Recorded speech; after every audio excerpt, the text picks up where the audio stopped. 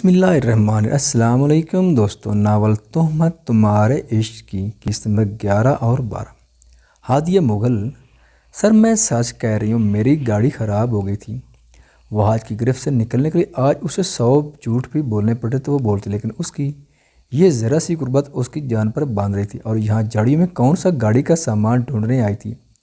وہ آج اس کے ہر جھوٹ کو جھٹلایا سچ جاننے پر کوشاں تھا۔ اگر 2 منٹ سے پہلے تم نے سچ نہیں بولا تو میں تمہیں سیدھا یہاں سے حوالات بھیجوں گا جہاں اچھے لوگ سچ بولتے ہیں۔ وہ آج کے جان نکالتے لفظوں پر وہ سفید پڑی۔ نہیں، مجھے پولیس اسٹیشن مات بھیجیے گا تو پھر سچ بولو۔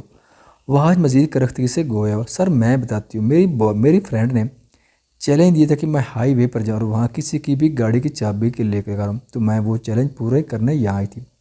یا مجھے 2 گاڑیاں نظر آئیں جو شاید آپ کی، اور گاڑی کی لائٹس بھی آن تھیں۔ مجھے لگا میرا کام آسان ہوگا، اس لیے میں یہاں چھپ گئی تھی تاکہ موقع دیکھتی چابی لے کر چلی جاؤں گی اور چیلنج جیت جاؤں گی۔ آنکھیں بند کیے وہ ایک سانس میں بولی، جبکہ واج حق دق سا اس لڑکی کی بے وقوفی بھری داستان کو بامشکل ہضم کر پایا۔ سر اب میں نے پکا جھوٹ نہیں بولا، وہ ایک آنکھ کھولے بولے۔ وہاج کے چہرے پر سجے غضبناک تاثرات پر اس نے پٹ سے دونوں آنکھیں کھولی اور ہاتھ جڑے۔ اب پلیز مجھے پولیس اسٹیشن مت بھیجنا، میرے تو فرشتوں کو بھی خبر نہیں تھی کہ یہاں آپ سے سامنا ہو جائے گا۔ وہ بڑبڑائی، لیکن وہ آج کے کانوں نے ایک لفظ سنا تھا، دل تو کر رہا ایک زوردار تھپڑ تمہیں لگاؤں تاکہ تمہاری عقل ٹھکانے آ جائے۔ وہاج نے گن جیب میں رکھی اور کرختگی سجائے چہرے سے انابیہ کو دکھا جس کا رنگ مکمل اڑ چکا تھا۔ کیا تمہیں اپنی جان کی پرواہ نہیں؟ وہاج تیز آواز میں بولا، بلکہ جان سے بڑھ کر عزت ہوتی ہے جو ایک لڑکی کے لیے ہر شے سے بڑھ کر قیمتی ہوتی ہے، لیکن تم جیسی لڑکی کو اس بات سے کیا سروکار؟ وہاج نے تنزیہ اس کے حلیے کو جانچا جو چست جینز اور شرٹ میں ملبوس تھی۔ انابیہ کا چہرہ پل بھر میں اہانت کے احساس سے سرخ ہوا۔ آپ ایسا کیسے کہہ سکتی ہیں؟ اور میرے جیسی لڑکی سے آپ کے کیا مراد ہے؟ وہ گررائی تھی۔ تمہارے کرتوتوں نے ہی مجھے یہ احساس دلایا کہ میں تمہیں ایسے کہوں، اور تم کیسی لڑکی ہو؟ رات کے اس پہر یہاں موجود تمہارا وجود چیخ کر تمہارا کردار ظاہر کر رہا ہے۔ وہاج نے حساب برابر کیا، سر آپ اپنی حد پار کر رہے ہیں، آپ کو کسی نے حق نہیں دیا کہ آپ میرے کردار پر بات کریں۔ وہ پر اعتمادی سے ایک لفظ چبا کر بولے، فی الحال ہر بات پولیس اسٹیشن چل کر ہوگی۔ قانونی لحاظ سے تم چوری کی نیت سے یہاں موجود ہو اور چوری کی سزا سیدھا جیل ہے۔ انابیہ کے ہاتھوں کے تو گویا طوطے اڑے۔ اس نے پھٹی آنکھوں سے وہاج کو دیکھا جس کا چہرہ اب بھی سرد و سپاٹ تھا۔ چلو، وہاج نے ہتھ کڑی سامنے لہرائے۔ انابیہ کی آنکھوں سے موٹے آنسو گلابی گالوں پر بہہ نکلے۔ وہاج نے استہزائیہ مسکراہٹ سجائے اس کے آنسو دیکھے۔ اسے بھی چیلنج سمجھو۔ وہ طنز کے بنا نہیں رہ پائے۔ آپ کو پتہ ہے؟ انابیہ ہچکیاں بھرتے بولی، کیا پتہ ہے؟ وہاج نے ابرو جھکائے پوچھا۔ آپ کو پتہ ہے آپ ایک ظالم افیسر ہیں اور میں آپ کے ساتھ کہیں نہیں جاؤں گی۔ پل بھر میں اس کے سینے پر ہاتھ رکھے اس نے وہاج کو دور دھکیلا اور وہاں سے بھاگی، لیکن یہ اس کی خام خیال ہی تھی۔ ایک تجربہ کار افیسر کو چکما دینا آسان نہیں تھا۔ وہاج نے فوراً اس کے نازک کلائی پکڑ کر اسے اپنے جانب کھینچ لیا اور اونچی نیچی زمین کے باعث وہ لڑکھڑایا، اور اسی لڑکھڑاہٹ میں انابیہ اس کے سینے سے آ لگی۔ ایک پل کے لیے اس کے اعصاب جھنجھنا کر رہ گئے۔ وہاج بھی اس افتاد پر سٹپٹایا تھا، لیکن اس کی کلائی کو آزاد نہیں کیا۔ اس کے سینے سے لگی کھڑی وہ سانس روک گئی۔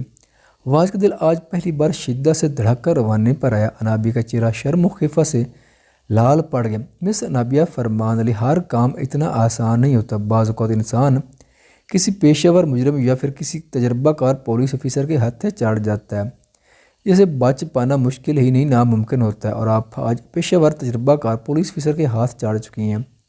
وہاج کان میں سرگوشانہ پھنکارا اور اسے جھٹکے سے سامنے کیا، اور مجھے ایسا لگ بھی رہا کہ میں کسی تجربہ کار پولیس افیسر کے ہاتھ لگ چکی ہوں جس سے بچنا مشکل ہی نہیں ناممکن ہے۔ سر پر ہاتھ رکھے وہ وہیں زمین پر ڈھہ گئی اور پھوٹ کر رونے لگی۔ واٹ دا ہیل، یہ کیا میلو ڈرامہ ہے؟ کیوں رو رہی ہو؟ وہاج اس کے رونے پر حیران ہوا۔ تو کیا آپ اب رونے پر بھی فرد جرم عائد کریں گے؟ اب رونا ہے تو میں کیا کروں؟ وہ چیڑ کر بولی، اس کی کشادہ پیشانی پر بال نمایاں ہوئے۔ اٹھو جلدی اور چلو میرے ساتھ۔ وہاج نے بیزاری سے اسے اٹھنے کا اشارہ دیا۔ سر مجھے معاف کر دے، میرے ڈیڈی کی توبہ، جو میں ایسا کام کروں۔ کان پکڑے وہ معصومیت سے بولی۔ وہاج کے لبوں پر مسکراہٹ بکھری۔ صد شکر تھا کہ وہاں نہیں اندھیرا تھا، صرف گاڑی کی لائٹس آن تھی، ورنہ اس کی مسکراہٹ کا وہ ناجائز فائدہ اٹھا لیتی۔ تم پولیس اسٹیشن نہیں جانا چاہتی؟ بالکل بھی نہیں، اگر میں گئی تو ڈیڈی موبائل، کریڈٹ کارڈ، گاڑی کی چابی سب لے لیں گے۔ اور یہ سب کیوں لیں گے؟ وہ آج اس کے برابر پنجوں کے بال بیٹھا۔ آپ مجھے پولیس اسٹیشن لے جائیں گی؟ وہاں جا کر آپ میرے فادر کو فون کریں گے کہ آپ کی بیٹی نے قتل جتنا بڑا جرم کر دیا۔ وہ پولیس اسٹیشن آئیں گے اور انہیں سب پتہ چل کہ میں اپنے فرینڈ کے گھر گروپ اسٹڈی کے لیے نہیں بلکہ چیلنج پورا کرنے گئی تھی۔ انابیہ نے آدھے الفاظ چبا چبا کر اور آدھے افسوس سے کہے۔ واج کو وہ چٹاک بھر کی لڑکی پل پل اپنی حرکتوں سے بے یقینی بھری حیرانگی سے دو چار کاری تھی۔ ڈھیٹ سے ڈھیٹ مجرم کو وہ پل بھر میں سیدھا کرنا جانتا تھا، لیکن اسے آج پہلی مرتبہ ایک لڑکی کی حرکتوں کی سمجھ نہیں آ رہی تھی کہ وہ افسوس کرے یا پھر غصہ کرے اور اس کی حرکات پر اسے کیا سزا دے، کیونکہ اس کا دماغ مکمل گھوم چکا تھا۔ تمہاری عمر کتنی ہے؟ واج کرختگی سے گویا ہوا۔ 20 سال، وہ جھٹ سے بولی۔ صحیح عمر بتاؤ۔ واج کی آواز میں مزید سختی نمایاں ہوگی۔ 21 سال کی ہوں، پکا میں 21 سال کی ہوں۔ یہ میرا ID کارڈ ہے۔ اسے پاکٹ سے کارڈ نکل کر سامنے کیا۔ واج نے وہ کارڈ مٹھی میں قید کیا۔ شاباش، کافی سمجھدار ہو۔ کیا مطلب؟ انابیہ حیران ہوئی۔ اپنا موبائل بھی دو۔ واج نے جواب دینے کے بجائے موبائل مانگا۔ انابیہ نے حلق تر کر کے اسے دیکھا۔ دو۔ واج نے ہاتھ سامنے کیا۔ انابیہ نے ہچکیاں لیتے موبائل اس کے ہاتھ پر رکھا۔ کھڑی ہو۔ اس دوران وہ کھڑا ہو گیا تھا۔ انابیہ نے اسے دیکھا اور ہتھیلی زمین پر جما کر کھڑا ہونا چاہا۔ جب ہاتھ پر کسی چیز کے کاٹنے کا احساس ہوا، وہ درد سے چیخی اور ہاتھ جھٹک کر کھڑی ہوئی۔ اب کیا تماشا، کیوں چیخ رہی ہو؟ واج اس کے شور پر دھاڑا، لیکن اس کا پاگلوں کی طرح ہاتھ جھٹکنے پر سمجھ گیا تھا کہ کوئی چیز اسے کاٹ چکی ہے۔ وہ کارڈ اور موبائل پاکٹ میں ڈالے اسے کی کلائی پکڑے، اسے جاڑیوں سے نکال کر گاڑی کے پاس لایا۔ اس کے ہاتھ کو پکڑ کر ہتھیلی کی پوچھ پر چپکے کیڑے کو دور پھینکا۔ انابیہ مسلسل چیختی درد سے دوہری ہوئی۔ جبھی واج نے ایک ہاتھ اس کے لبوں پر رکھ کر چیخ کا گلا گھونٹا۔ چیخو مت، کوئی زہریلا کیڑا نہیں تھا، وہ دانت پیسے دبا دبا سا گھور رہا ہے۔ اس کے گرم آنسو واج کو اپنے ہاتھ کی پوچھ پر محسوس ہوئے۔ اس نے فوراً ہاتھ اٹھایا۔ روشنی میں اب بھیگی آنکھیں مکمل واضح ہوئی تھیں۔ واج کا دل ایک پل کے لیے پرملال سا ہوا۔ وہ لاڈو میں پلی نازک لڑکی تھی، درد برداشت کرنے کی شاید اسے عادت بھی نہیں تھی۔ چپ کر جاؤ، اگر تم چاہتی ہو کہ تمہیں پولیس اسٹیشن نہ لے کر جاؤں اور نہ تمہارے ڈیڈی کو کچھ بتاؤں تو تم نے اب بالکل بھی چیخنا یا چلانا نہیں ہے۔ واج کے لہجے کی نرمی پر اس کی ڈھارس بندھی۔ انابیہ نے زور شور سے سر ہلایا تو واج نے اس کے زخم والے جگہ پر دباؤ ڈال کر تھوڑا سا خون نکالا۔ انابیہ نے آنکھیں میچے لب کو دانتوں تلے دبا کر سسکی روکی اور دوسرے ہاتھ سے اس کی پشت پر ناخن گڑے۔ یہ فطری عمل تھا۔ واج سمجھ چکا تھا کہ وہ درد کے زیر اثر ہے۔ واج نے دوبارہ اس کا چہرہ دیکھا جو درد برداشت کرتے سرخ پڑ چکا تھا۔ آنکھیں میچے وہ معصوم سی گڑیا لگی، لیکن صرف چند پل کے لیے۔ اس کی چالاکیاں یاد آئیں تو رائے فوراً بدل گئی۔ یہ لو اپنا موبائل اور ID کارڈ، آج کے بعد میری نظر تم پر ہوگی۔ اگر تم ایسی کوئی حرکت کرتے نظر آئے تو تمہارے یہ آنسو بھی کسی کام نہیں آئیں گے۔ انابیہ نے ندامت سے چہرہ جھکایا۔ آنسو بہتے چلے جا رہے تھے۔ نہیں کروں گی، بالکل بھی نہیں کروں گی۔ غمزدہ آواز نہ جانے کیوں دل کو بیقرار کی جانب گامزن کر گئی۔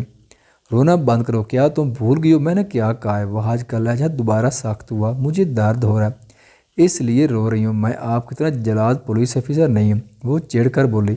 پر واج کے چہرے کے تنے تاثرات دیکھ کر اسے اپنی جلد بازی پر شدید افسوس ہوا۔ سوری، پر مجھے بہت درد ہو رہا ہے۔ آئی تھنک تمہارے ماما بابا دونوں ڈاکٹر ہیں، وہ اس کا علاج اچھے سے کریں گے۔ واج نے اس کا ہاتھ دیکھا جو کافی سرخ ہو رہا تھا۔ میں گھر جا کر خود میڈیسن لے لوں گی، وہ درد دباتی جھٹ سے بولے۔ مبادہ وہ شخص سیدھا ہاسپٹل نہ لے جائے اور اس کا راز فاش نہ کر دے۔ جاؤ، واج نے اسے حکم دیا۔ انابیہ اس خڑوس شخص کو دیکھتی مڑی اور واپس اسی جانب جانے جہاں سے وہ آئی تھی۔ رکو، واج نہ چاہ کر بھی اسے پکار چکا تھا۔ انابیہ کے دل کی کلی کھلی، شاید وہ شخص اسے خود گھر چھوڑنے والا تھا۔ گاڑی کہاں کھڑی کی ہے اور کیا تم اکیلی آئی تھی؟ انابیہ نے ایک سمت کی جانب اشارہ دیا تو واج لب بنچے آگے آیا۔ چلو، اس کے ہم قدم ہوئے۔ اس نے چلنے کا حکم دیا۔ اس نے حیرت سے واج کو دیکھا جو سپاٹ چہرے کے ساتھ سامنے دیکھ رہا تھا۔ انابیہ کو گویا ہفت اقلیم کی دولت مل گئی تھی۔ ایک تحفظ کا احساس ارد گرد پھیل گیا تھا۔ دل خوش فہم ہوا تھا کہ وہ شخص اس کی فکر کرتا ہے۔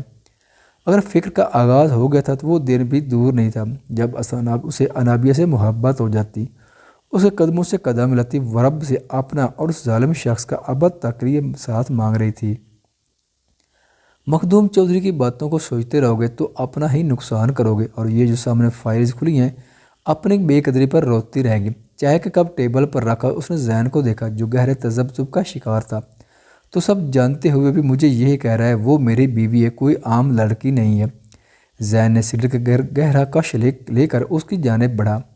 अब मैं क्या कह सकता हूँ, जब तक मुझे बीवी का एहसास का पता नहीं चलेगा मैं तेरी कैफियत समझ नहीं पाऊँगा। सफ़ीर ने कंधे उचकाए कहा। जैन ने उसे तनदेही घूरी से नवाजा जिसका उस पर कोई असर नहीं हुआ। अच्छा मेरी बात सुन। सफ़ीर आगे झुके राहसदारी से बोला, कुछ उल्टी बकवास की तो मुझसे बुरा कोई नहीं होगा। जैन ने अगश्त नुमाया की तंबीह की, जबकि सफ़ीर ने चेहरे पर फैलती नगवारी को बामुश्किल छुपाया। मैं नहायत इस्लामी तरीके से तुझसे तेरी बहन मांगता हूँ। मेरी मंगेतर को अब नहायत अदब आदाब और सीधे तरीके से मेरी ज़ौजा बना देगा तो मैं तेरा बहुत शुक्रगुजार हो जाऊँगा, क्योंकि अब मेरा अकेले गुजारा बहुत मुश्किल हो गया। इतना बड़ा मुझे काट खाने को दौड़ता है, खाने के लिए मुझे मुलाजमाओं की मेहनत करनी पड़ती है। बीवी होती तो मज़े से उसे हुक्म देता, अपने नाज नखरे उठवाता।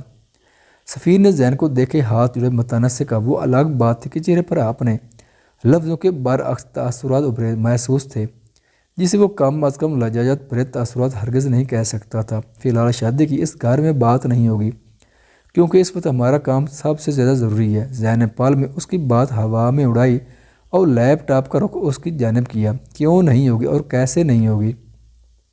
सफ़ीर ने दांत पीसे और लैपटॉप बंद कर दिया। क्या बकवास हरकत की है? अपनी हरकतों से तो मुझे बार बार ये एहसास दिलाता है कि मैं तुझे तेरे काम से टांग मारकर बाहर निकाल दूँ और अपनी बात से भी मुकर जाऊँ। काश कि मैं तुझे इन सब में शामिल ना करता, काश।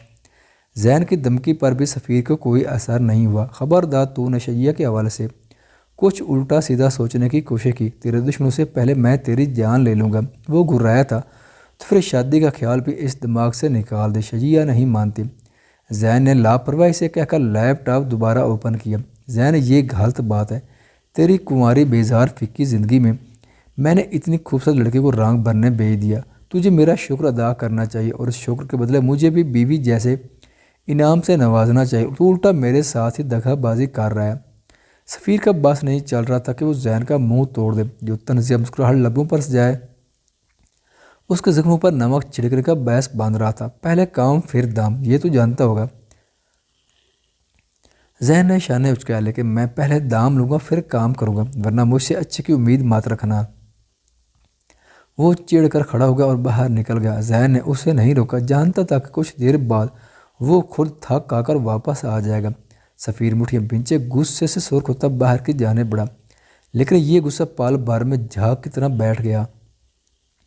सामने वो सहरा अपने ज़ाती छोटे बाग नुमाल लान में मौजूद पौधों को पानी देने में मसरूफ़ थी। सफ़ीर के कदम शैया की जाने बढ़े। हमेशा की तरह रखी ने सफ़ीर खान को देखा और रंग उसका पाल में उड़ा। वो जानती थी अब सफ़ीर क्या इशारा करेगा, इसलिए पहले मंजर से गायब होना अच्छा था। सफ़ीर उसकी समझदारी पर फ़ख्र से मुस्कुराया। रखी, कल मालिक बाबा से ये फालतू टहनियाँ कटवा देना, एक तो ये बहुत लंबी होगी, दूसरा फिर ये बाकी पौधों से लड़ाई करेंगी। वो अपने पीछे रखी को ही तसव्वुर करती हिदायत देने लगी। जी ज़रूर बीबी जी, आपका हुक्म तो सर आँखों पर है। वो करीब झुके सर गोया शाना बोला। मर्दाना आवाज़ सुनकर वो झटके से मुड़ी। सामने दीवार बने सफ़ीर से टकराती वो लड़खड़ाई थी। सफ़ीर ने फ़ौरन कलाई पकड़कर अपनी जानिब खींच लिया। हाथ में पहनी कई चूड़ियाँ टूटकर कलाई में चुभी, जबकि वो सीधा उसके सीने से टकराई। आराम से जानब, क्यों ज़मीन का नुकसान करवाने पर तुली हो। वो शरारत से बाज ना आया। जब कोई शजिया ने दर्द से सिसकी रोकी, सफ़ीर ने उसके चेहरे पर दर्द भरे तासुरात देखे तो हैरान हुआ, लेकिन फिर नज़र कलाई पर गई जहाँ कुछ चूड़ियाँ टूटी हुई बाजू में मौजूद थीं। सॉरी, मुझे अंदाज़ा नहीं था। लाभ बिंचे वो पाल में संजीदा हुआ, जबकि शजिया ने कलाई आज़ाद करवाने चाहिए जो वो गिरफ्त में ले चुका था।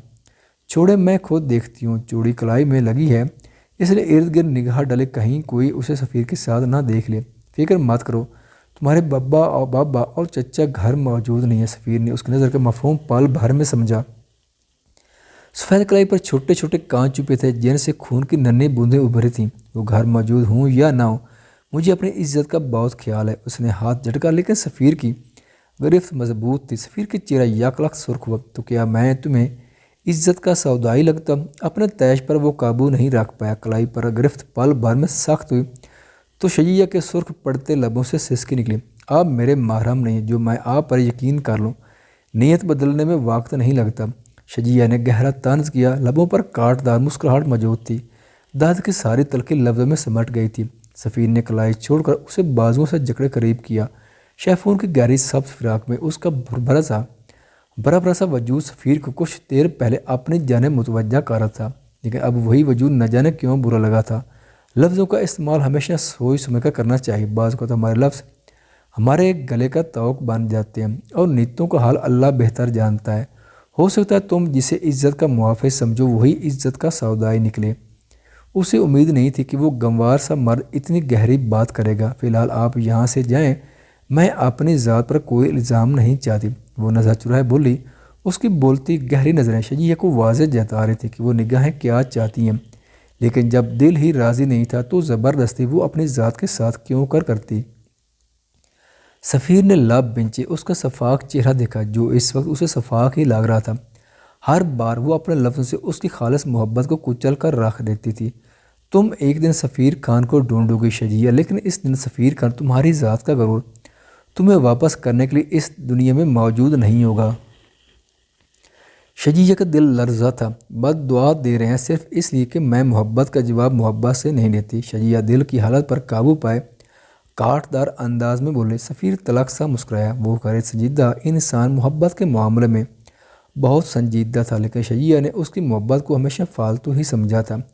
تمہیں بد دعا دینے سے پہلے میں خود کو یہاں گولی مار دوں گا۔ سینے پر دل کے مقام پر اس کا ہاتھ رکھے وہ شدت بھرے انداز میں بولا۔ ایک پل کے لیے شجیہ کا وجود کانپا تھا۔ اس نے ہاتھ ہٹانا چاہا، لیکن اس دل کی دھڑکن اسے اپنی ہتھیلی پر واضح محسوس ہوئی جو شاید شجیہ چودھری کا ہی نام لے رہی تھی۔ سفیر اس کے سرخ چہرے کو دیکھتا ہاتھ آزاد کر گیا۔ زخموں پر مرہم لگا لینا، کہیں یہ زخم ناسور نہ بن جائیں، جیسے تمہارے لفظ ہر مرتبہ میرے دل پر ایک گہرا زخم بھرا داغ چھوڑ جاتے ہیں۔ اس کے سرخ پڑتے چہرے کو دیکھ کر وہ اپنی نگاہ کی پیاس بجھا رہا تھا۔ چاہتا تو وہ خود بھی یہ کام کر سکتا تھا، لیکن وہ لڑکی شاید اس پر اعتبار نہیں کرتی تھی۔ وہ لڑکی سفیر خان کو ایک شفاق جادوگر نہیں لگتی تھی جس نے اس کی ساری طاقتیں چھین کر راہ بدل لی تھی۔ نکاح کا جوڑا پہنچ چکا تھا۔ دیدہ صاحب وہ جوڑا تعبیر کی آنکھوں میں چبھن پیدا کر رہا تھا۔ زیورات کے کئی باکس موجود تھے جو اسے لہنگے کے ساتھ پہننے تھے۔ شاید اس کا ہونے والا شوہر اسے پور سجا دیکھنا چاہتا تھا، لیکن وہ اپنے خالی دل خالی روح کا کیا کرتی جو ایک شخص مرتے ہوئے اپنے ساتھ لے گیا تھا۔ اسے وہ وقت یاد آیا جب وہ دلہن بنی اپنی قسمت پر نازاں تھی۔ اسے لگتا تھا اس سے زیادہ خوش قسمت روئے زمین پر کوئی نہیں ہے جسے اتنا چاہنے والا شخص مل رہا ہے، لیکن عین بارات کے وقت اس کی ساری خوشی سارا غرور خاک میں مل گیا جب اس شخص کی خون آلود لاش حویلی کے سیان میں رکھی گئی، اور لاش لانے والا شخص کوئی اور نہیں نوفل یزدان تھا جس کا دوست جیسا بھائی اس کے ہاتھوں میں دم توڑ چکا تھا۔ تعبیر کی چیخیں آہیں حویلی کی در و دیوار ہلا گئی تھی، لیکن کس کے پاس کہنے کے لیے ایک ہمدردی پر اب بول نہیں تھا۔ سب اس کی ذات کو ہی منوسیت کا نام دے چکے تھے۔ اس نے جرجری لے کر خود کو اس لمحے سے آزاد کروانا چاہا۔ مزید وہ اب سوچنا بھی نہیں چاہتی تھی۔ باپ کی شفقت و محبت اسے اگر یہاں سے رخصت ہو کر اس انجان زندان میں جانے سے حاصل ہو سکتی تھی تو وہ خوشی خوشی خود کو قربان کرنے کو تیار تھی۔ اسے نوفل یزدان یاد آیا جس کی دھمکیاں استحقاق بھرا انداز چیخ چیخ کر بتا رہا تھا کہ وہ کچھ کر گزرے گا، لیکن وہ دوبارہ پلٹ کر نہیں آیا تھا اور نہ حویلی کے مکینوں کو اس کی خبر ہوئی تھی۔ تعبیر کے لیے یہ بھی سکون کا باعث تھا کہ سر سے بلا ٹال گئی تھی۔ دروازے پر ہوئی دستک نے اس کی توجہ کھینچی تو اس نے آنسو صاف کیے جو گالوں پر بہہ رہے تھے۔ آ جاؤ۔ سلمان ملک کو وہی چیئر پر اندر داخل ہوتے دیکھ کر وہ دوپٹہ درست کرتی رخ موڑ گئی۔ گھبراؤ نہیں تعبیر، میں آج تمہیں دھمکانے نہیں بلکہ معافی مانگنے آیا ہوں۔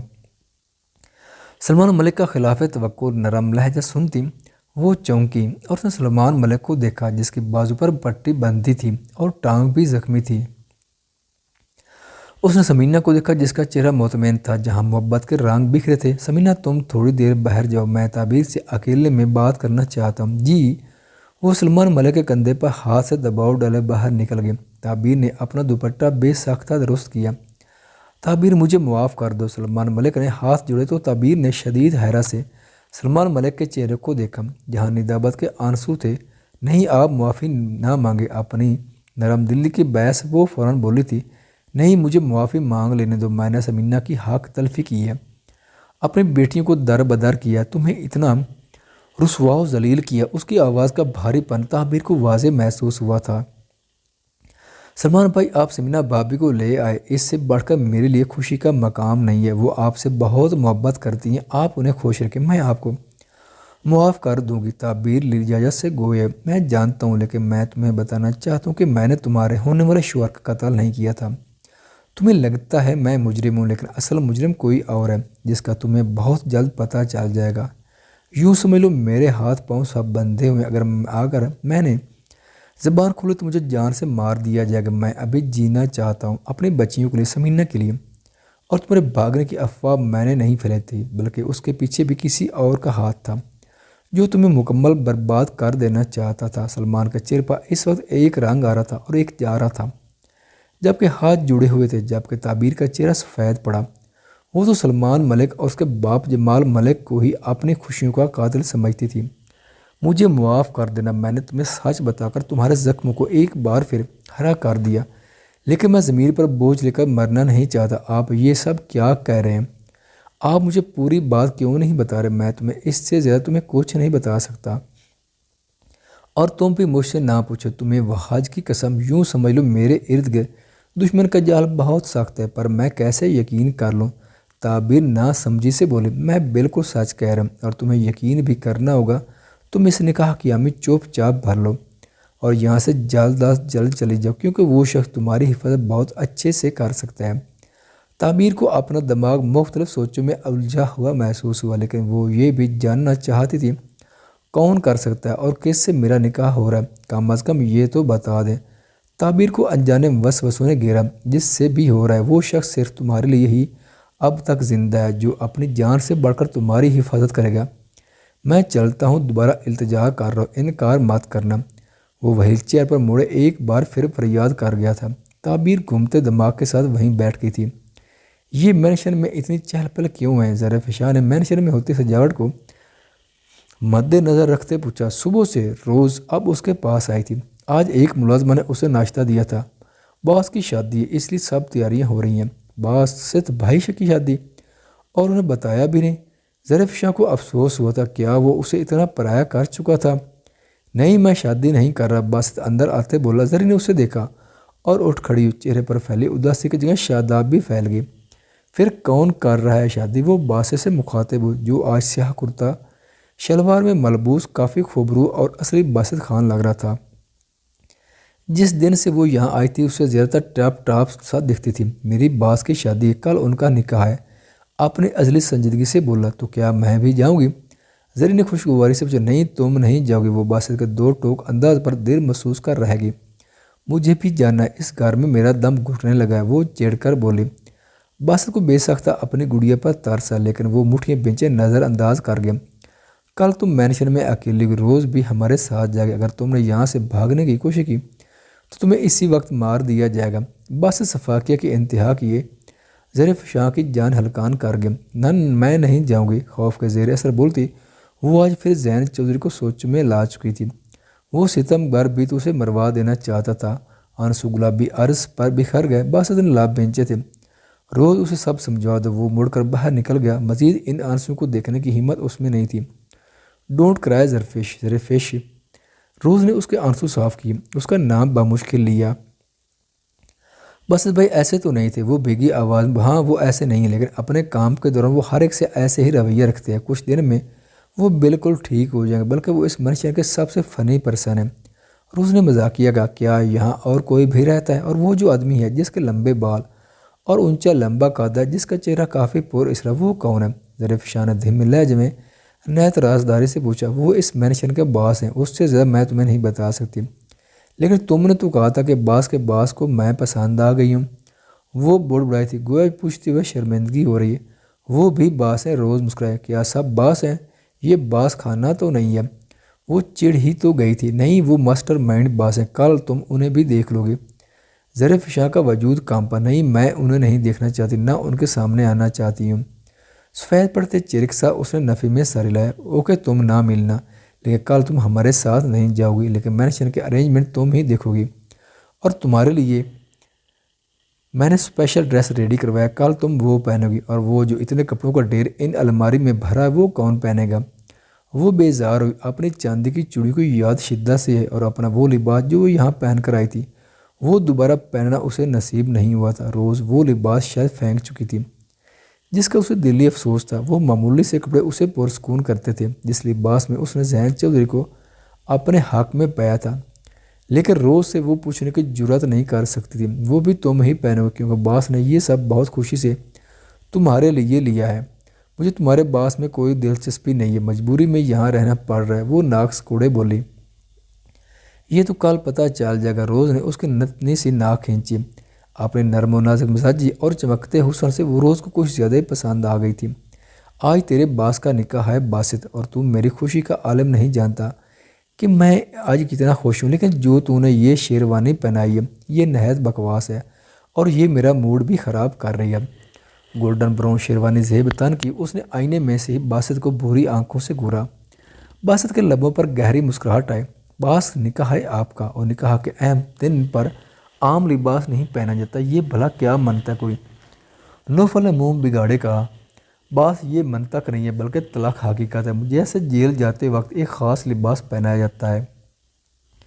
اس طرح سمجھ لیں کہ شادی والے دن بھی ایک قید خانے میں انسان خود اپنے آپ کو اپنی پوری رضامندی سے قید کر رہا ہوتا ہے۔ اس لیے وہ قیدی خود نہایت شوق سے شاپنگ کر کے وہ لباس پہنتا ہے تاکہ آئندہ زندگی میں اسے افسوس نہ ہو کہ اس نے مصیبت گلے لگاتے ہوئے اپنے ارمان پورے نہیں کیے۔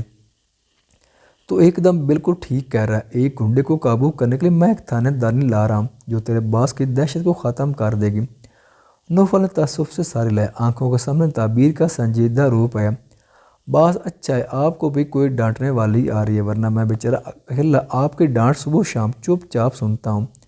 باس نادیدہ آنسو صاف کیے بولا، بیٹا تو بہت بڑا ایکٹر ہے۔ نوفل نے اس کے چیشانے پر زوردار پانچ مارا۔ اس نے کبھی باسط اور اپنے درمیان فاق نہیں رکھا، اسے ہمیشہ اپنے بھائیوں کی طرح ہی سنبھالا تھا۔ چھوٹا ہونے کے باوجود وہ اس کا بڑا بھائی بنا رہتا تھا۔ باس آپ کی کرم نوازی ہے۔ وہ جھیم کر اس کے سینے سے لاگ گیا۔ سفیر خان کی یاد شدت سے ہے، وہ بھی تو اسے چھوٹے بچوں کی طرح سنبھالتا تھا، لیکن پھر سب بکھر گیا۔ اس نے اعتبار کھو دیا، رسوا ہو کر وہ جیل سے چلا گیا۔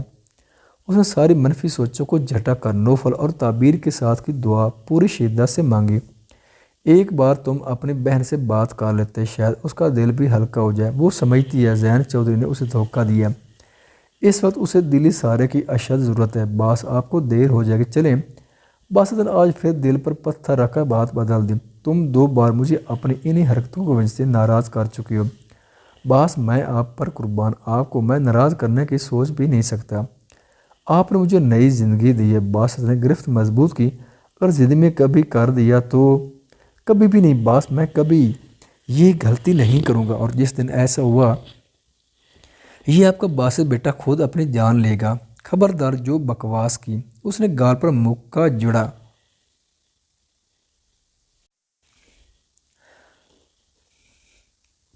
باس آپ کی شادی، آپ اس خوشی میں میرا منہ نہ بگاڑیں۔ باسط منہ سہلاتا پیچھے ہوا۔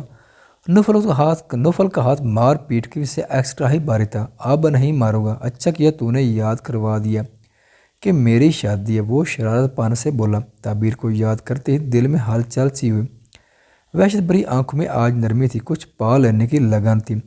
کئی وصف سے بھی سمٹے تھے، لیکن وہ آج صرف مسکرانا چاہتا تھا۔ وہ دنیا کو بتانا چاہتا تھا کہ وہ جس لڑکی کو شدت سے چاہتا ہے وہی اس کا مقدر بن رہی ہے، جس نے اس نے 4 سالوں میں پال پال سوچا تھا، وہ آج حقیقت بن کر اس کے پہلو میں ہمیشہ کے لیے آنے والی تھی۔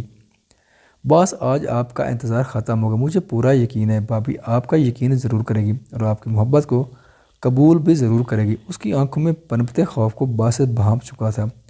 وہ یقین بھی نہ کرے، میری محبت کو قبول بھی نہ کرے، مجھے اس بات کی پرواہ نہیں ہے، بس مجھ سے نکاح کی حامی بھر لے، میرے لیے اس کا نام ہی بہت قیمتی ہے، باقی ساری طلب تو بعد میں آتی ہے۔ میرے جذبے سچے ہیں، میری محبت ایماندار ہے، اور ایمانداری جس چیز میں اسے قیمتی بنا دیتی ہے۔ یوں سمجھ لو میں اپنی پوری ایمانداری سے تعبیر ملک صاحبہ کو جیتوں گا۔ لہجے میں ایک پوری یقینی تھی۔ باسط نے اس یقین کی دائمی ہونے کی دعا کی اور اس جی لڑکی کو بھی دعاؤں میں مانگ لیا جس نے پہلی ملاقات میں ہی اسے اپنی جانب پوری طرح متوجہ کر لیا تھا۔ چلو چلیں، دیر ہو جائے گی۔ خیالوں کی حسین دنیا سے نکلتا وہ باسط کو ساتھ چلنے کا اشارہ دیے باہر نکلا تھا۔ او مائی گاڈ ظرفش، تم اتنی خوبصورت لوگی، مجھے ذرا بھی نہیں پتا تھا۔ اس کے خوبصورت مومی سراپے کو سنہری اورنج فراق میں ڈھلتے دیکھ کر وہ تعریف کیے بنا نہ رہ پائے۔ روز تمہارے باس کا نکاح اور میں تو جا بھی نہیں رہی، پھر یہ سب تم نے مجھے کیوں پہنایا؟ وہ گھبرائی تھی۔ اپنا یہ حسین روپ اسے بھی پیارا لگا تھا۔ وہ سنہری اورنج فراق اس کے نازک بدن پر پوری طرح فٹ تھا۔ ظرفشاں کے کانوں میں بھاری آویزیں ڈالتی وہ محض مسکرائے۔ میرے باس چاہتے ہیں کہ ان کی خوشی میں اس گھر کا ہر مکینی شامل ہو۔ ہاں، وہ تمہیں لے کر نہیں جا سکتے کیونکہ ان کی کچھ مجبوری ہے، پر جب وہ تعبیر میڈم کو لائیں گے تو تم ان کا ویلکم کرنے کے لیے لاؤنج میں موجود ہو، اس لیے میں تمہیں تیار کر رہی ہوں۔ پر تم لوگ تو شام کو لوٹو گے، ابھی تو دن کا آغاز ہوا ہے۔ روز کی وضاحت پر اس نے مزید سوال کیا۔ ظرفش، آج تم بہت سوال کر رہی ہو۔ روز سنجیدگی سے بولی، نہیں اب نہیں کروں گی، پلیز ڈانٹنا مت۔ ذرا سہم گئی۔ کم مان ظرفش، تم کیوں کتنی جلدی ڈر جاتی ہو؟ You are so innocent. اس کے چہرے کو چھوتی وہ پر مزاح ہوئی۔ لاؤ میں اب تمہارا میک اپ کر لیتی ہوں، دل تو کر رہا ہے تمہارے یہ سرخ سیب جیسے گال چوم لوں جو مجھے آج بہت اٹریکٹ کر رہے ہیں۔ روز نے اس کا ڈر ظاہر کرنا چاہا۔ اس کے گال آج کچھ زیادہ ہی سرخ تھے۔ شرم نہیں آتی؟ ذرا شرم سے لال پڑی۔ تمہارے حبی تو تمہاری اسی شرم و حیا کے فین ہو جائیں گے۔ اس کے گال کھینچتی وہ میک اپ کرنے لگی۔ حبی، لبوں سے سسکی طرح یہ لفظ نکلا۔ ذہن کا دھوکہ، اس کی ثقافت بھرا منصوبہ ساری خوشی غارت کر گیا۔ ظرفش، یہ دیکھو کتنا نیچرل میک اپ کیا ہے۔ تم نے مجھے کہا تھا نا ڈارک میک اپ نہیں پسند، اور مجھے لگتا ہے تم نے بالکل ٹھیک کہا، ورنہ آج تم کئی قتل کر دیتے۔ اس ہلکے پھلکے میک اپ میں بھی تم قیامت ڈھا کر لوگوں کا دل گھائل کرنے والی ہو۔ روز کو کوئی اس کے حسن کے قصیدے لکھنے کو کہتا تو وہ بھی لکھ دیتی۔ ذرا جھیم کر رہ گئی۔ اس کے ریشمی بال کمر پر پھیلا دیے۔ شام تک ایسے ہی رہنا، چینج مت کرنا۔ ملازمہ تمہارے پاس ہوگی، کھانا جو تم کھانا چاہو ملازمہ کو کہہ کر بنوانا۔ میں بھی اب چینج کر لوں، پھر جاننا بھی ہے۔ اس کی جبین چھو کر وہ باہر نکل گئی۔ زری نے آئینے میں اپنا عکس دیکھا تو ایک پال کے لیے شرما گئی تھی۔ یہاں سے تم اگر باہر نکلی تو اگر میں یہاں سے نکلی تو مجھے مار دیا جائے گا۔ زری نے اس کا جملہ منہ بگاڑ کر دہرایا۔ بس نے لاب بنچے تیز نظروں سے اسے دیکھا جو چھوٹی سی گڑیا ہی لگ رہی تھی۔ یہ صرف دھمکی نہیں ہے، اس نے انگلی اٹھا کر تنبیہ کی۔ مجھے آپ کی دھمکیوں سے اب ڈر نہیں لگتا۔ وہ صاف ہری جھنڈے دکھا گئے، لیکن مجھ سے تو تم ضرور ڈرو گی۔ نوفل یزدان اندر داخل ہوئے، پر اسرار انداز میں بولا۔ اس کی آواز میں بھاری دمک تھی۔ ظرفشاں کا رنگ فاق ہوا، باسط کے پیچھے چھپتی وہ اس کا بازو پکڑ چکی تھی۔ کل ہی تو اس نے اس شخص کے ہاتھ میں گان دیکھی تھی۔ نوفل باسط کو دیکھتے مسکرایا۔ ڈرو نہیں باسط کی گڑیا، نوفل نے دھیمے لہجے میں اسے پکارا اور باسط کو دیکھ کر آنکھ دبائی۔ باسط منہ بگاڑ کر رہ گیا، اس کے علاوہ وہ کچھ کر نہیں سکتا تھا۔ ظرفشاں نے چونک کر بازو کی اوٹ سے اسے دیکھا جو مسکرا رہا تھا۔ ظرفشاں کو اس کے چہرے پر مسکراہٹ حیرانگی میں مبتلا کر گئی۔ وہ شخص اتنا خوبصورت مسکراتا تھا۔ باسط کی گڑیا، تم باسط کے حوالے سے میری بھی چھوٹی بہن ہو۔ باسط کی گڑیا، وہ بوڑھ بڑے پل بھر میں اس نام کے مفہوم کی مکمل تفصیل سمجھ آئی تو اس نے باسط کو دیکھا۔ زہری کے چہرے پر شکر گزاری پھیلی تھی، یعنی وہ اعتراف کر چکا تھا کہ وہ باسط کی گڑیا ہی ہے۔ آج میرا نکاح ہے اور یہاں بہن کی حیثیت تم سب رسم و رواج پورے کرو گی۔ میری بیوی کا ویلکم کرنا ہے، مجھ سے نیگ لینا ہے، مطلب ہر رسم تم ادا کرو گی۔ اس کے مان بھرے انداز پر ظرفشاں کی آنکھیں بھیگی۔ نوفل نے نرمی سے اس کے سر پر ہاتھ رکھا۔ جس شخص کے ایک روپ سے وہ ڈر گئی تھی اس کے نرم انداز کی وہ قائل ہو گئی تھی۔ چلو اب مجھے یہ مالا پہناؤ۔ اس نے روز سے پھولوں کی مالا لے کر اس کی جانب بڑھائے۔ زری نے آگے بڑھ کر مالا پہنائی۔ نوفل نے باسط کو دیکھا جس کے دل کی کیفیت چہرے سے عیاں تھی۔ یہ لو نیگ، بہنوں کو نیگ بھائی بہت مشکل سے دیتے ہیں، لیکن میں تمہیں آرام سے دے رہا ہوں۔ اس نے کئی نوٹ اس کی ہتھیلی پر رکھ دیے۔ یہ میں نہیں لے سکتی، اس نے نفی میں سر ہلایا۔ لے لو ظرفشاں، باسط نے سنجیدگی سے کہا۔ زری نے چپ چاپ نیگ لیا تھا۔ ہم شام تک لوٹ آئیں گے، اپنا خیال رکھنا اور کھانا ضرور کھانا۔ باسط کی فکر پر اس نے زور و شور سے سر ہلایا تھا۔ آج اسے مینشن میں کھلے عام گھومنے کی اجازت تھی۔ وہ کھانا کھا کر لاؤنج میں بیٹھ گئے۔ سجا سنورا روپ اسے الجھن دے رہا تھا، لیکن وہ روز کو ناراض نہیں کرنا چاہتی تھی۔ وہ بیزار ہوتی۔ اوپر کمرے کی جانب سنسان گھر اسے سہما رہا تھا، لیکن ملازمہ کی موجودگی ڈرس بھی دے رہی تھی۔ کمرے میں داخل ہو کر وہ آئینے کے سامنے کھڑی ہوئی تاکہ چند پال کے لیے یہ آویزیں ہی کان سے جدا کر دے۔ آویزوں کو اتارنے کے لیے ہاتھ بڑھایا ہی تاکہ اس کا ہاتھ کسی سخت گرفت میں آیا اور دوسرا ہاتھ کسی نے نرمی سے لبوں پر رکھ کر چیخ ابھرنے سے پہلے ہی روک دیا۔ چند دنوں کا ساتھ دے کر اپنے آنسوں سے میرا دل پگھلا کر تم بنا بتائے بھاگے، یہ اچھا نہیں کہ زرفشاں۔ سرگوشیرہ بھاری لہجہ سنتی وہ پال میں پہچان گئی تھی کہ وہ کون ہے۔ آنکھیں پھٹی کی پھٹی رہ گئی، آئینے میں سے اس کا خوبرو عکس واضح ہوا، رہی سے جان بھی نکال گیا۔ ذہن نے اس کا ہاتھ جکڑ کر اس کے گرد بازو حائل کیا۔ زرفشاں کا وجود ساکت رہ گیا، ایک پال کے لیے سمجھ ہی نہیں کہ وہ کہاں ہے، یہ کیسی حقیقت ہے۔ حواس جنجنات سے گئے تھے۔ حواس بحال کرو، میرے علاوہ تمہارے قریب کوئی بھی نہیں آ سکتا۔ زرفشاں اس کے ہاتھ کو دبائے اور رونت بھرے انداز میں بولتا وہ حواس مزید سلب کر گیا۔ میں ہاتھ ہٹا رہا ہوں، چیخنا مت اور خود کو میری گرفت سے آزاد بھی مت کروانا۔ لہجے میں واضح دھمکی تھی۔ ذہن نے ہاتھ ہٹایا پر وہ دم سادے کھڑی رہی۔ میں تم سے کچھ سوال پوچھوں گا، مجھے ان کا سچ سچ جواب دو گی۔ وہ دونوں ہاتھ اس کے گرد حائل کیے، سر پر ٹھوڑی ٹکا گئے۔ یہ فضول خیزی قربت زری کا دل حلق میں لائے، لیکن وہ بالکل بھی نہیں ہلی، جبکہ ذہن کے دل میں اسے محسوس کہ ٹھنڈک اتری۔ بے چینی، غصہ، طیش سب جھاگ کی طرح بیٹھ گیا۔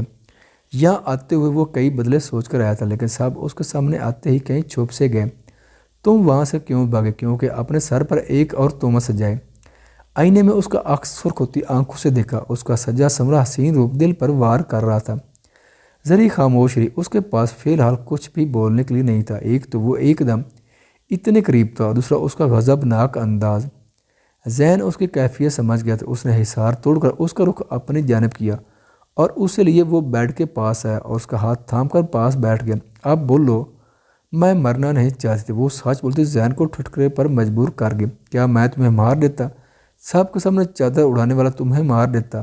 شکوہ بھرا انداز سنتے زری کی آنکھیں بھگی۔ تمہیں سزا تو ملے گی زرفشاں۔ ذہن نے تعصب سے سارے ہلایا کر لہجے میں پرسرار تھے، نہیں مجھے مت ماری گیا، مجھے اپنے نام سے آزاد مت کیجیے گا۔ میں آپ کے ساتھ جینا چاہتی، لیکن آپ نے وہ شخص پر کوئی فرد جرم بھی عائد نہیں کر سکتی۔ پھوٹ پھوٹ کر روتی وہ بقیہ غصہ بھی ذیل کر گئی۔ میں کچھ بھی نہیں کر سکتا تھا، کم از کم تمہارے معاملے میں تو کچھ بھی نہیں۔ ذہن کے لفظ میں بے بسی سی تھی۔ میں آپ کے نام پر ساری زندگی گزارنے کو تیار ہوں، میں اس تہمت کو سر پر سجائے رکھنا کو بھی تیار ہوں، لیکن مجھے اپنے نام سے آزاد مت کریں۔ آج پھر اس کے وہی الفاظ تھے، پر اب ان لفظوں میں شدت بھری فریاد تھی۔ نہیں کروں گا، کبھی نہیں کروں گا۔ یہاں میری طرف دیکھو۔ اس کا چہرہ ہاتھوں کے پیالے میں بھر کر اس نے بھیگی آنکھوں میں جھانکا۔ بھیگی آنکھوں میں الگ ہی حزن برپا تھا۔ نرمی سے جھک کر اس نے دونوں آنکھوں کو چوم لیا۔ زرفشاں نے اس کے بازو پر دباؤ ڈالے، اسے روکنا چاہا، لیکن وہ اپنا لمس عطا کی اس کے آنسو صاف کے پیچھے ہٹا۔ ساری دنیا کے فریب پر یقین کرنا، لیکن میرے دیے گئے فریب پر مجھ سے پورے حق سے سوال کرنا۔ پر میں فی الحال وضاحت نہیں دینا چاہتا، پر اتنا یقین رکھو کہ تمہارا دشمن ذہن چودھری کبھی بھی نہیں ہوگا۔ اس کو سر پڑتے چہرے کو دیکھے وہ پورے یقینی سے بولا۔ اس کے آنسو ایک بار پھر گال پر بہے۔ رومال نکال کر اس نے بھیگا چہرہ صاف نہایت نرمی سے صاف کیا کہ اس کا میک اپ ذرا بھی خراب نہیں ہوا۔ زرفشاں اب مت رونا، اس نے حکمیہ انداز اپنایا۔ زری نے سر اسبات میں ہلایا۔ کئی پل معنی خیز خاموشی کے نظر ہوئے، جن میں محض ایک شخص کی نگاہ کی پیاس بوجھ رہی تھی، جبکہ دوسرا نفوس حواس بحال کرنے کی تگ و دو میں تھا۔ آپ یہاں کیسے؟ یہاں تو کوئی بھی آسانی سے نہیں آ سکتا، اور آپ کو کیسے پتا کہ میں یہاں ہوں؟ ڈر ختم ہوا تو سوالات کی بوجھ چھاڑو۔ کسی کو دیکھنے کی لگن ہو تو ہر کام ہو سکتا ہے، اس لیے یہاں ہر رکاوٹ کو کاٹ کر آیا ہوں۔ جلتے دل کا قرار بھی تو ضروری تھا، جو صرف ایک چر سے ممکن ہے۔ اب تم مزید کوئی سوال نہیں پوچھو گی، بلکہ میرے حکم کو سر جھکا کر مانو گی۔ اس کے چہرے پر پرتپش نگاہ ڈالے وہ زری کو لجانے پر مجبور کر گیا۔ اس نے بے ساختہ انگلیاں چٹکائیں، ساکت فضا میں چوڑیوں کا شور ابھرا تھا۔ ذہن کھڑا ہوتا الماری کی جانب بڑھا۔ زرفشاں بھی خوف سے کھڑی اس کے پیچھے لپکی۔ پلیز چلے جائیں، آج یہاں کوئی بھی نہیں ہے۔ اس گھر کے مکین مجھ پر اعتبار کر کے گئے، میں ان کا اعتبار نہیں توڑ سکتی۔ وہ ارد گرد دیکھتے جھجک سے بولی۔ ذہن کو یہاں سے جاننے کا کہا، وہ یہ گستاخی کبھی نہیں کر سکتی، لیکن اس کی جان خود سے بڑھ کر عزیز تھی۔ اپنا کام کیے بنا یہاں سے ہرگز بھی نہیں جاؤں گا۔ اس نے مڑ کر ہوش ربا سراپے کو گہری نظروں سے دیکھا۔ زری نے اپنا دوپٹہ بے ساختہ درست کیا۔ اس کا یہ عام سا گریز دل کو بھا گیا تھا۔ جاری ہے، اپنی رائے کا اظہار ضرور کیجیے گا۔ لانگ کھپی تھی، اب شکوہ مت کرنا زرین۔ ذہن زری اسپیشل تھی، ریسپانس تو اچھا دیا کریں، ون کے بھی آپ پورے نہیں کرتے دوستو۔ خواتین و حضرات، چینل پر آنے کا بہت شکریہ۔ اگر ویڈیو پسند آئے تو چینل کو سبسکرائب کریں اور ساتھ ہی بیل کے آئیکن کو لازمی پریس کریں تاکہ آنے والی ویڈیوز کی اپڈیٹ سب سے پہلے آپ تک پہنچ سکیں۔ شکریہ۔